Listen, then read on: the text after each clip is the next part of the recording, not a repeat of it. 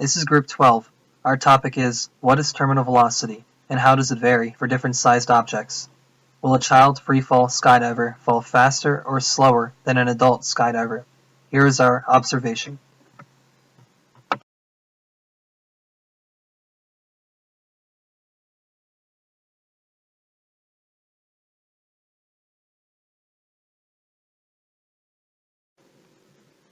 For the hypothesis, we believe that the difference in terminal velocity for different sized objects is due to the drag force, which nullifies the skydiver's weight, and the surface area, which is different for an adult and a child. For the analysis of the drag force, we can ask, how large can the maximum falling speed of an object be? If we have an object which initially falls at 9.81 meters per second and continues to speed up every second, we will have two forces acting. We will have the weight mg, mass times gravity, which is acting downwards, and the drag force or air resistance, Ft, which is acting upwards. If we sum these two forces, we find that the weight will be equal to the drag force, or in other words, these two forces nullify each other. This causes the falling object to experience zero acceleration, and this is what we call terminal velocity. And it has been tested that terminal velocity is approximately 130 miles per hour. The drag force is an important element when describing terminal velocity.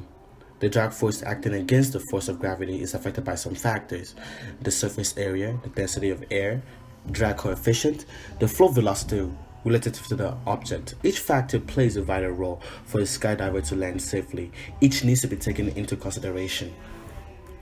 The surface area is the uppermost area. The average body surface area for adult male is 1.92 meters square. The average body surface area for children is between 1.07 and 1.14 meters square.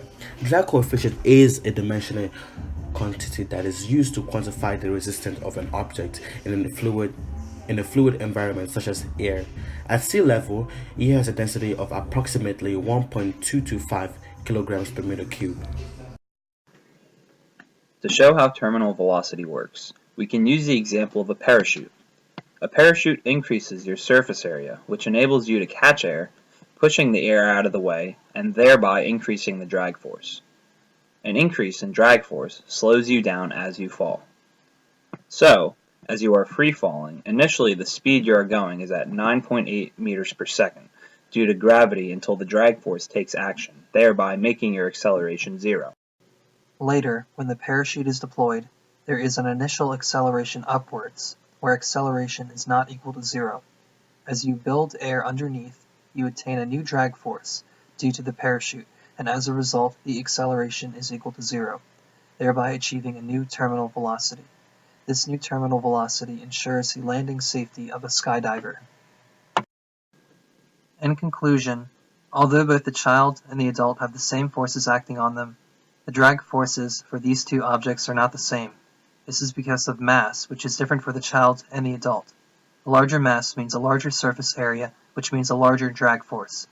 Hence, the adult will fall faster than the child. Thank you.